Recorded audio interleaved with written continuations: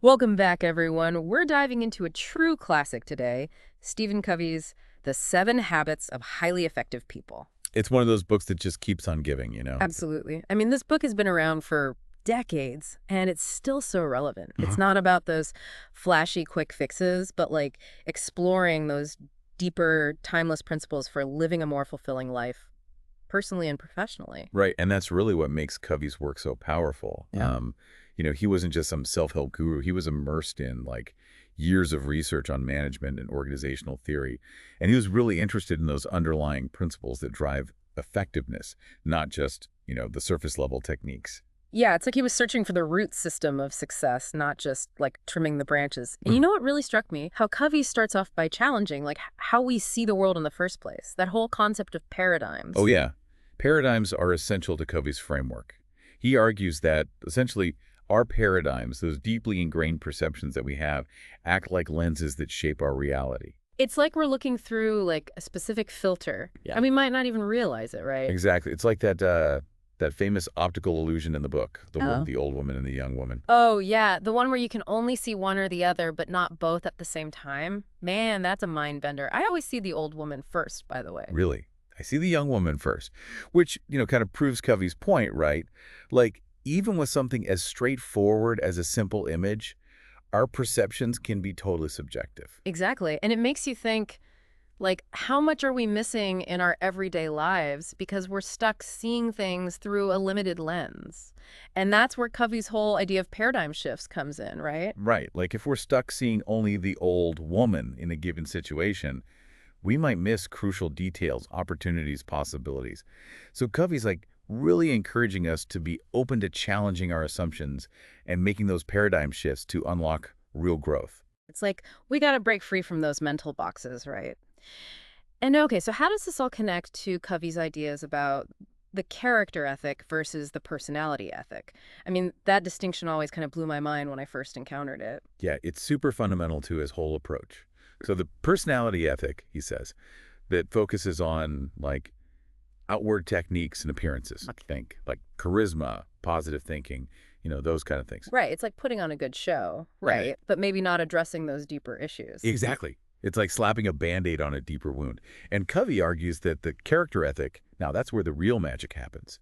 It's about building a foundation based on like integrity, fairness, humility, those kind of core principles. It's about being genuine, right? Yeah. Not just appearing to be successful. Yeah, it's the difference between like trying to look successful and actually being successful in a more authentic sense. Yeah. And Covey's whole argument is that true, lasting effectiveness, the kind that permeates every area of your life, it stems from this like deeper principle-centered approach. Yeah, that makes a lot of sense. It's like walk the walk, don't just talk the talk kind of thing, right? Exactly. Covey believed that, principles are basically like natural laws, almost like laws of physics that govern success and fulfillment. You know, they're timeless and they're universal. So it's like we can't just ignore these principles and expect to thrive. We got to work with them, right? Align ourselves with them. Totally. Like gravity affects us all, Right. whether we're aware of it or not. And these principles are kind of like that too. They're at play, regardless of whether we acknowledge them or not. So what you're saying is if our paradigms, if our maps of the world are inaccurate or like out of sync with these principles, we're going to run into trouble. No matter how hard we try, how positive our attitude is. Right. It's like using a faulty compass. Yeah. You might be heading in the wrong direction with a ton of enthusiasm, but you're still going to end up lost. It's a recipe for frustration. That's a great analogy. And this leads us to, I think, one of Covey's most practical and memorable concepts, that PPC balance. This is where things start to get super actionable, right? Absolutely. It's a game changer. So the PPC balance, think of it this way. Imagine you've got a goose that lays golden eggs. Okay, I'm with you. Golden goose. So the eggs, those are like the production, the desired results, the achievements. The goose, that's the production capability. The skills, the resources, the well-being, the things that actually produce those results. I'm starting to see where this is going. If we just focus on those golden eggs, those results, without taking care of the goose, that's a recipe for disaster, isn't it? Exactly. You got it. Yeah. Covey tells this story, I love this story, about this manager who inherits this super valuable machine. But his predecessor, who was totally focused on short-term profits, ran that machine nonstop, neglecting any maintenance. So the new manager, He's left with a broken down asset. Ouch. It's a powerful lesson, though. Like, we can't just keep pushing and pushing without taking care of ourselves, of our resources. It's not sustainable. Right. And that's the danger of prioritizing production, Hmm. the P, at the expense of production capability, the PC. Okay, so this makes total sense in a business context. But how do we actually apply this PPC balance to our own lives? Like, day to day? Well, I mean, think about it, right? Are you pushing yourself to the limit to hit those deadlines, maybe achieve those goals, but you're sacrificing your health, your relationships? Oh, you're speaking my language. I definitely have some goose neglecting tendencies. We all do. Yeah. But the good news is, once you understand this PPC balance, you can start making more conscious choices. It's Yeah. about taking those breaks, prioritizing sleep, learning those new skills, and, nurturing those really important relationships. It's about playing the long game, right? Investing in yourself, in that goose, and then those golden eggs, they'll just keep on coming. It's empowering. That's exactly it. It's not about deprivation. It's about sustainability and long-term fulfillment. It's a shifting perspective, a paradigm shift. You got it. Mm. And that's what Covey's all about. Awesome. Well, I think this is a perfect place to take a quick break. We've laid a great foundation with paradigms, the character ethic, and that super helpful PPC balance. And when we come back, we'll dive into the first habit, be proactive. Can't wait. We'll be back in a flash. All right, we're back and ready to dive into that first habit, be proactive. One of the cornerstones of effectiveness, for sure.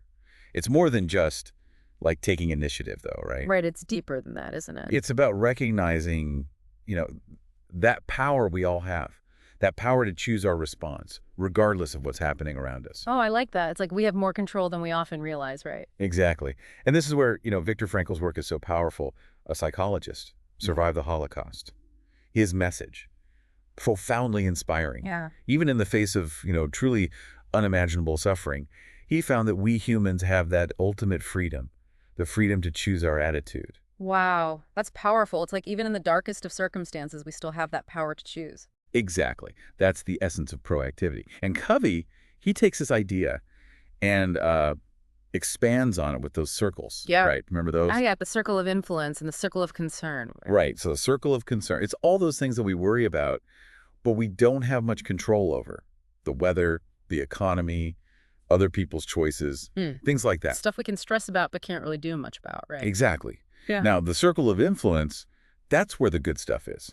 That's the area where we can actually make a difference. Our own actions, our attitude, how we respond to things. Okay, so being proactive means focusing more on our circle of influence, taking responsibility for what we can control and not getting bogged down by all that stuff that's outside of our control. You got it. It's a total shift in mindset.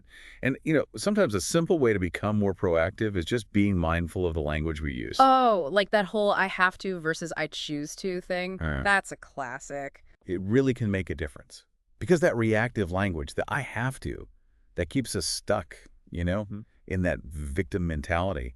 But proactive language, like I choose to, that empowers us to take ownership of those choices. It's like we're consciously switching from like being a passenger to being the driver. Exactly. Okay, I love that.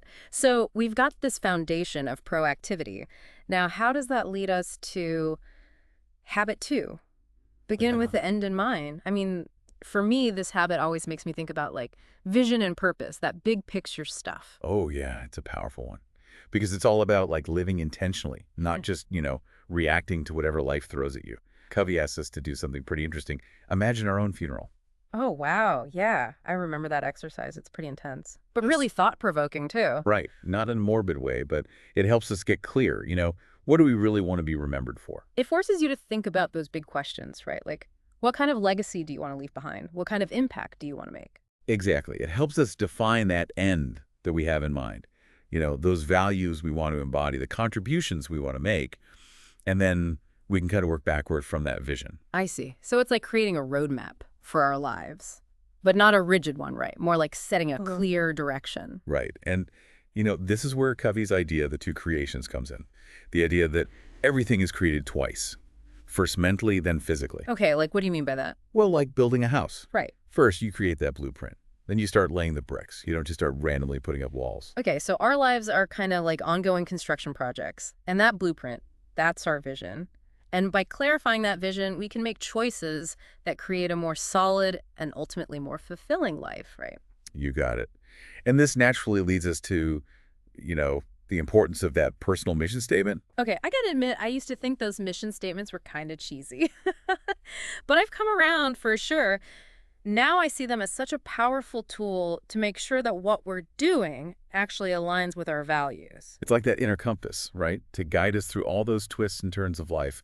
But Covey, he warns us, right? Hmm. About centering our lives on the wrong things. Oh, yeah, like what kind of things? Well, possessions, for one, or other people's approval, even pleasure. Those things aren't bad in themselves, but they shouldn't be our primary focus. He wants us to aim for what he calls a principle-centered life. So making choices based on those timeless values, that makes sense. It's like building your house on bedrock, not on sand. Exactly. Solid foundation. But, okay, let's be real here. We've got this vision, this mission statement, but how do we actually put those into practice? I mean, life gets crazy busy. That's where habit 3, put first things first, comes into play. This is where Covey's time management matrix is so helpful. Remember that one? 4 quadrants? Oh, I love that matrix. It's like a superpower for prioritizing.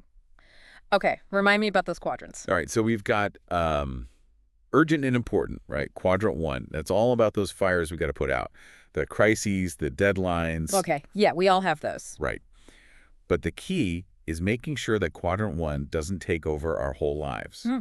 And that's where Quadrant 2 comes in. The magic quadrant. Not Yeah. urgent, but important. That's the sweet spot, isn't it? Exactly. This is where we invest in those activities that, build long-term effectiveness Mm-hmm. and fulfillment. Planning, prevention, relationship building, taking care of ourselves. It's all about being proactive rather than reactive. Exactly. And here's a little secret. The more time we spend in Quadrant 2, the less likely we are to have all those crazy Quadrant 1 crises popping up. Oh, I love that. It's like investing in preventative health care. You take care of yourself now so you can avoid the bigger problems later. This is amazing. I'm seeing how all these habits are so interconnected. Like proactivity fuels those Quadrant 2 activities, which then helps to minimize those Quadrant 1 emergencies. It's like a beautiful cycle leading to a more effective, more fulfilling life. You got it. And all of this, it sets the stage for, those habits of interdependence, where we move from self-mastery to creating really effective relationships. It's like we're moving from building a strong foundation to creating like a thriving community. Perfect analogy. And that brings us to habit 4, right? Think win-win, which, I mean, it sounds so simple, but it can be a real challenge. It's definitely a paradigm shift for a lot of people. It's about moving beyond that, that zero-sum game mentality. Yeah, where someone has to lose for someone else to win. It can be so ingrained in our culture. Right. So win-win is about approaching every interaction with the belief that there's a way for everyone to benefit, to come out ahead. It's about collaboration, not competition. Exactly. But, it's not always easy. Not everyone's on board with win-win, right? So Covey says you need those 5 key dimensions for win-win to really work. Okay, I'm all ears. Lay it on me. All right, so it starts with character. Having integrity, maturity, and what he calls an abundance mentality. Oh, yeah, that abundance mentality. I love that concept. It's that belief that there's enough out there for everyone, like a rising tide lifts all boats kind of thing. Exactly. It's the antidote to that, scarcity mindset, Mhm. where you're always afraid there's not enough to go around. And when you approach relationships with that abundance mentality, you're not threatened by other people's success, right? You can actually celebrate it. Exactly. Because you know that their success doesn't take away from yours. In fact, it might even enhance it. It's so much more freeing, isn't it? And it just makes collaboration so much more enjoyable and ultimately more productive. So we've got character and the abundance mentality. What else? Relationships. You got to have strong relationships built on trust. And, that leads to clear agreements. Gotcha. So what makes a win-win agreement? Well, think, clear expectations, defined outcomes, guidelines, resources, accountability. Everything's laid out on the table right from the start. Transparency is key, right? Totally. And that fosters trust. And then you need systems in place, organizational structures that actually support win-win, not the kind that, reward cutthroat competition. So the whole environment needs to be set up for win-win to thrive. It's not just about individuals trying to be nice. It's going to be baked into the system. You got it. And then finally, you need effective processes, Right. ways of working together that support collaboration. So is that where Covey's emphasis on, understanding before seeking to be understood comes in? That's habit 5, right? Seek first to understand, then to be understood. Yes, you nailed it. That's the foundation for true collaboration, for Sure. sure. And, it makes me think of that quote, People don't care how much you know until they know how much you care. Oh, that's so good. Yeah, it's about really listening, right? Not just waiting for your turn to talk. Really trying to understand the other person's perspective before jumping in with your own. Yeah, empathic listening. It's about listening with your heart, not just with your ears. I love that. It's about going deeper, Yeah. connecting with the emotions behind the words. It's not about fixing or correcting. It's about understanding. Exactly. And when people feel truly understood, it opens up a whole new level of communication. Makes sense. But it's so easy to fall into those, what does Covey call them, autobiographical responses. Oh yeah, where we're filtering everything through our own experiences, Yeah. trying to, apply solutions that works for us without really grasping the other person's situation. It's like we're all walking around with our own set of glasses on, assuming everyone else sees the world the same way we do. Yeah, love that analogy. And it makes me think of that story Covey tells about the father who's trying to comfort his son, after the son had this tough experience, and the father keeps offering advice like, well, when I was your age, I did this. But the son is just getting more and more frustrated. It's like they're speaking different languages. Exactly. Yeah. And that's where empathic listening comes in. It's about learning to speak the other person's language. The language of their emotions. Yes.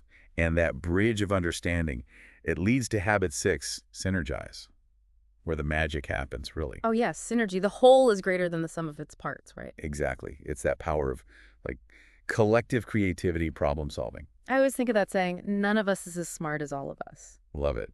And, Covey tells this amazing story about this class, right? And they're working on a project. And it starts off structured, but then the students start really tapping into their collective wisdom and experiences. And what they create is way more meaningful and impactful than anything they could have come up with individually.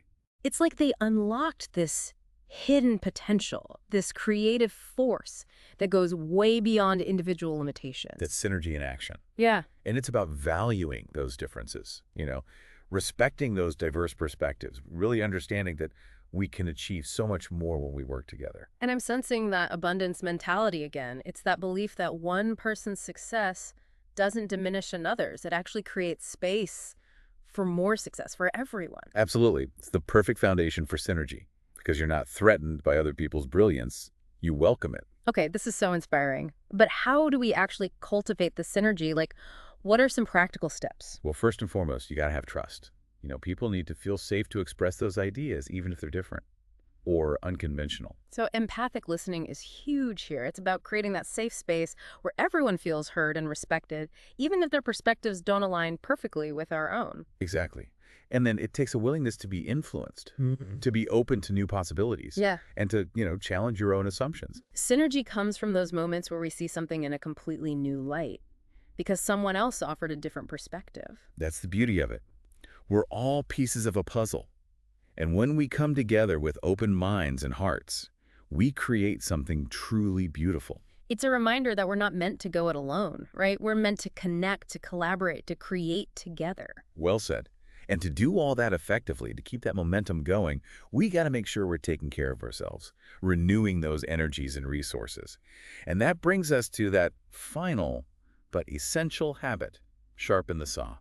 I love that imagery. It's like, we got to keep our tools sharp, right?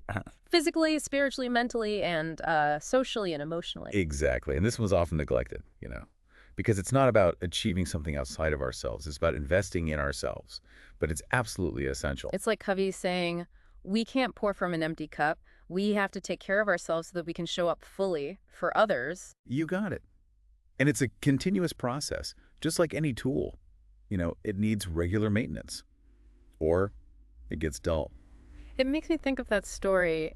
The one where the guy's feeling burnt out and he goes to see a therapist and the therapist asks him, what did you love doing as a child? And he remembers, chopping wood. Oh, I love that story. It's so simple but so powerful. And the therapist's advice, go chop some wood. It's about reconnecting with that source of joy, that thing that just nourishes your soul. Sometimes you just got to go back to the basics, right? Reconnect with those things that bring you joy.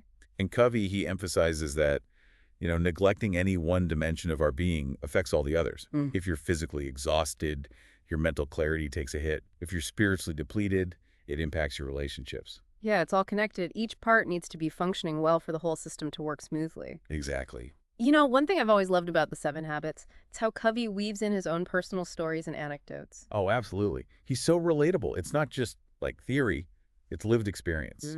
And it makes the book so much more engaging, right? Because you feel like you're getting to know him, and it makes those principles come alive. Right. It's not just some, guru on a pedestal. He's right there with you, struggling, learning, growing, trying to live by those principles, just like everyone else. It's so refreshing. It makes you feel like, hey, I can do this too. Exactly. So as we wrap up this deep dive, what are some key takeaways you want to leave our listeners with?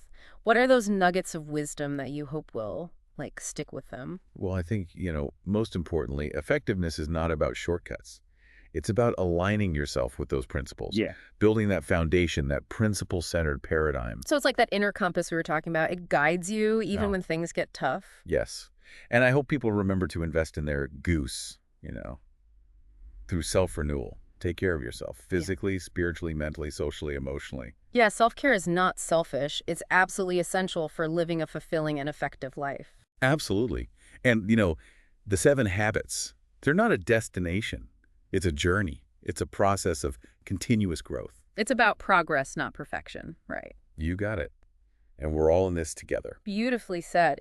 As you were talking, I was reminded of that quote from Covey. The key is not to prioritize what's on your schedule, but to schedule your priorities. Oh, I love that one. Mm. It's about taking control, being intentional. It's about designing a life that you actually love. And that's what Covey's work is all about. It's an invitation to live a more intentional, meaningful, and fulfilling life. Well, this has been such an awesome deep dive. I feel like I've rediscovered this book, and it sparked all kinds of new insights and inspiration. Me too. Covey's work really is a gift. And to our listeners, we hope you feel the same way. We'd love to hear your thoughts. What resonated with you? What are you taking away from this? What's one little step you can take today to bring these ideas into your own life? Because that's where the real magic happens, when we start putting these principles into action. Stephen Covey left us an incredible roadmap for living a more effective life. And it's up to each of us now to take the wheel and chart our own course. Keep learning, keep growing, keep sharpening those saws. And keep diving deep. We'll be back soon with another fascinating exploration. Until then, may you live with intention, purpose, and joy. It's funny because when you talk about sharpening the saw, I immediately think about sharpening an actual saw, I don't know if I'd even know how to do that. Right, would you even know where to start? Probably not. But I get the analogy, we got to keep those tools sharp or they're not going to be very effective. Exactly. Yeah. And you know what? It's not a one-time thing. It's you got to keep sharpening those tools regularly. Otherwise, they get dull, they get rusty. You can't just sharpen it once and expect it to stay sharp forever. Oh, yeah. Totally makes sense. And it's so easy to let those things slide when you get busy, right? Oh, absolutely. Happens to the best of us. Yeah. Yeah. It's like you're so focused on, getting things done that you forget to take care of the very thing that enables you to get things done in the first place. Exactly. And that's why this habit, sharpen the saw, it's so important. It's about sustainability. It's about making sure that you can keep going, keep being effective without burning out. It makes me think of that story Covey tells about the guy who's super burnt out, disillusioned with his work, can't stand going to the office anymore. And so he goes to see this therapist. And the therapist asks him this question: what did you love doing as a child? And the guy's like, well, I loved chopping wood. I love that story. The therapist is like, go chop some wood. So simple, but so profound, right? Right, because it's about reconnecting with that pure joy, that thing that just energizes you, that nourishes your soul. It's a reminder that sometimes you need to step back from all the shoulds and the have-tos and just reconnect with those activities that bring you joy, pure, unadulterated joy. Exactly. And it's not selfish. Yeah. It's actually the opposite. Because when you take care of yourself, you're better able to show up for others. So true. Oh, and you know what else I wanted to mention? I've always loved how Covey weaves in his own personal stories and experiences into the book. It makes it so much more relatable. Oh, yeah, totally. You feel like you're getting to know him on a personal level. Yeah, and it makes those principles come alive. It's not just some abstract theory. It's oh, this is how this principle actually plays out in real life. It's real lived experience, which I think is one of the reasons why this 7 Habits has resonated with so many people for so long. It's authentic. It's vulnerable.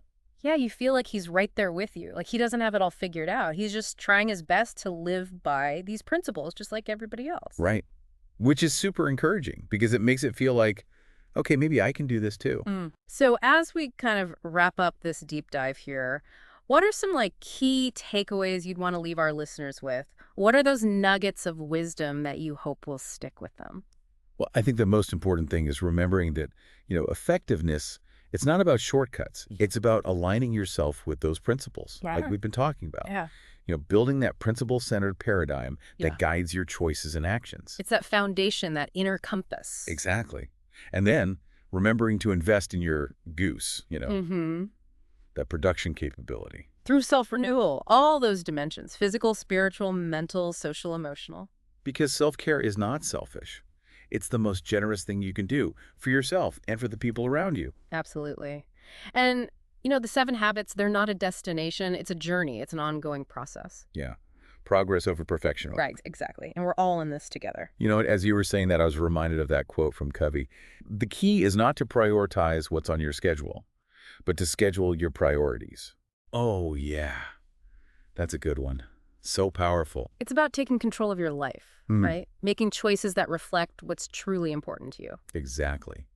And ultimately, that's what Covey's work is all about, I think. It's an invitation to live a more intentional life, a more meaningful life, a more fulfilling life. Well said. This has been such an awesome deep dive. I always get so much out of revisiting these principles. They're so timeless and like powerful. Me too.